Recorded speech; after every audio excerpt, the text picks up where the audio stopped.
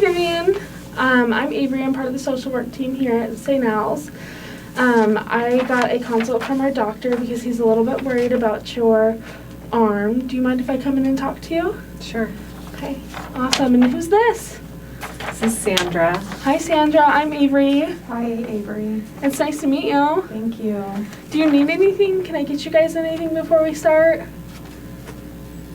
I don't think so. Okay, we have water, we've got string cheese, we've got pudding, all that great stuff. So if you do need anything, we've got already warm blankets. So those are pretty nice. Okay, so the doctor told me that you're here to get your arm checked out. Can you tell me about that? Yeah, I just got in a fight with my husband, and I'm just going to be honest with you, he just pushed me and I fell and landed on my arm and it broke. Okay. I really appreciate your honesty. I know that can be really hard to talk about, and I really appreciate you being honest with me. Is this the first physical fight you guys have ever been in? This is the most serious, I guess. He's left bruises on my arms, from grabbing me really hard. He has pushed me before, but I've never fallen. Okay. He's definitely manhandled me a lot. Okay. When was the first physical fight that you guys got in? It's been happening a lot this year. Ever since the pandemic, we've stayed home together a lot, and there's just a lot of tension with us being at home together. And he got laid off from his job, and I used to clean houses. I had a lot of houses that I cleaned and made a really good living, and now I'm down to just a few houses, and so we're just barely scraping by. Okay. So it sounds like along with some relational tension, you guys are also having financial stressors? Okay. Has he ever physically abused Sandra? No, he doesn't. Sandra, have you ever seen these fights before? Yes, I have. Okay. What usually happens? Well, when Daddy comes home, he sometimes he kind of walks funny.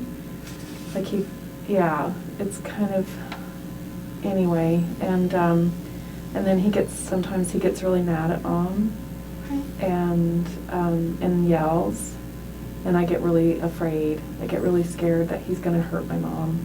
Yeah, that is scary. Okay.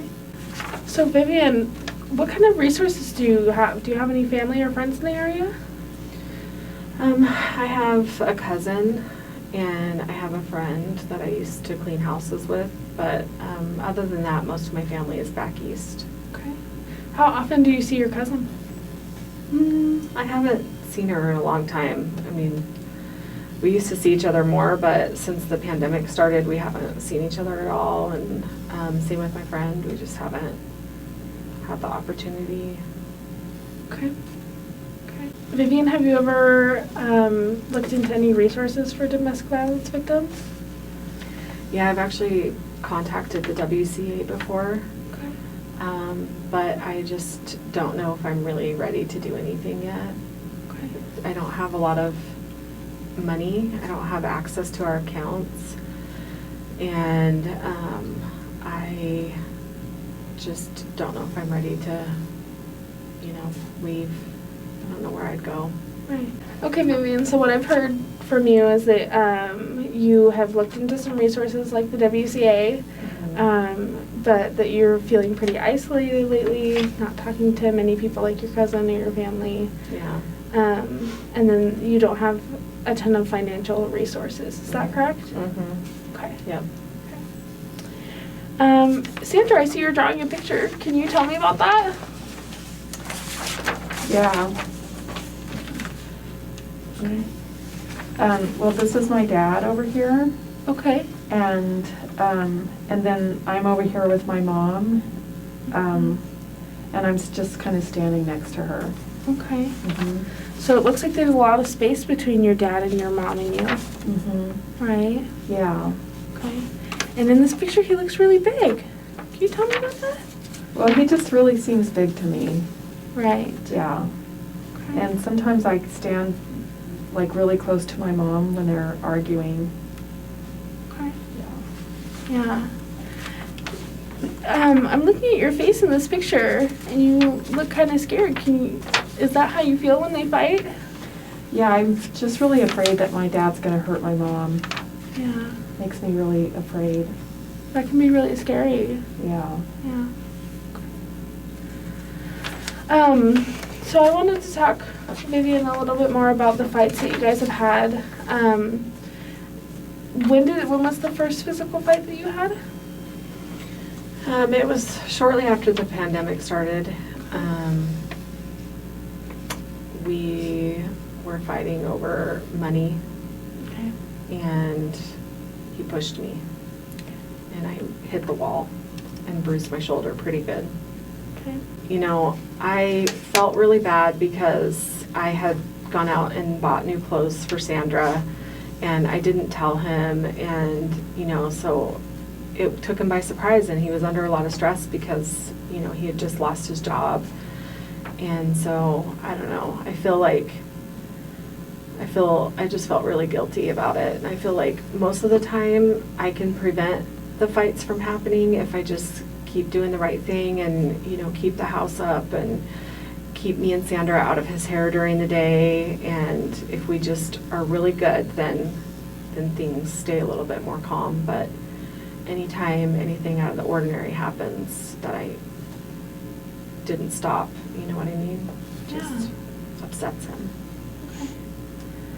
I mean, I wonder what would happen if you did do everything his way.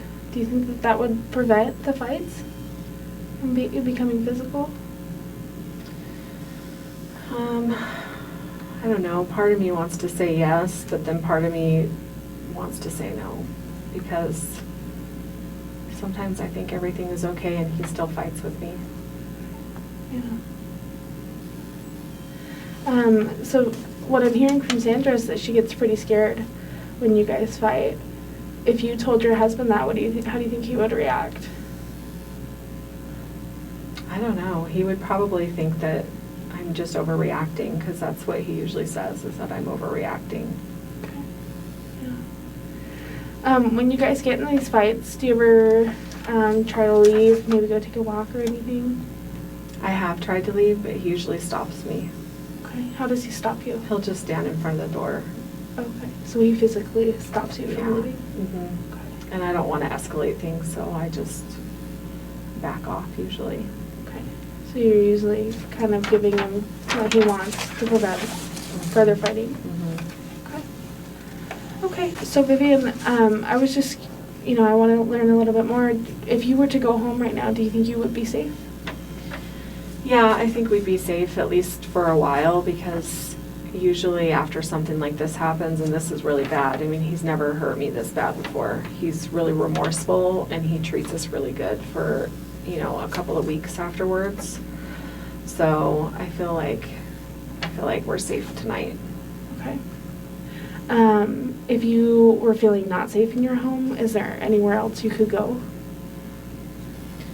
Yeah, I've thought about it, and I could probably go to my friend or my cousin's house. I would just have to tell them what's going on, because they don't know how bad it's gotten. They know that we fight, but they just don't know how bad it's gotten this year. Okay. Have you ever heard of Faces of Hope? Mm-mm. No? Okay, so Faces of Hope is an organization that helps with domestic violence. They have a lot of great resources for both adults and children, so Sandra could receive some of their resources as well. Specifically, they have support groups, which are really amazing, and kind of giving those resources, things that we need. Have you ever considered doing something like that? I never have, but it sounds like it might be good for me and Sandra. Okay, so it sounds like you feel safe going home. Mm-hmm. What do you want the next steps to be? I don't know. I guess I could call Faces of Hope and start there and just see what happens. Okay. Yeah, that's definitely a great step. How about we say in the next week you'll call Faces of Hope and get enrolled into one of their programs? Yeah, Okay. I could do that. And then we're also going to enroll you in a crisis plan. And that basically is we'll call you twice a week and just kind of re-go over like safety, see if you've got the resources that you need, stuff like that. Okay. What will be a good time of day to call you? He usually goes and has coffee with his mom in the mornings between like 8 and 10 or so. So Okay. first thing in the morning, 8:30 or 9 would be the best. Okay. Great. Is there a day of the week that doesn't work for that? No, he usually does that every morning. Okay. Great. So we'll call you back and we'll see how things are going, how your arm is feeling. Okay? Okay. All right. Thank you so much. If you guys need any additional resources, my name is on the card that I gave you, and all the numbers that you'll need for Faces of Hope, along with Idaho Legal Aid Services is on there as well. Okay. Okay. Thank you. Thank you. Thank you, Sandra. Thank you. Ring, ring. Hello. Hi, is this Vivian? It is. Vivian, hi, this is, I'm a clinician and I'm calling from the hospital. Oh, hi. And hi, and I was just calling to check in and just to see how you're doing. We are hanging in there. We're doing okay. Good. Yeah. How's your arm feeling? It's feeling much better. Good, It's healing, I think. good. Well, are you feeling safe in the house still, or has anything changed? No, nothing's changed. We're feeling safe at the moment. Okay, good, good. And how's Sandra doing? She's doing pretty good. Okay, all right.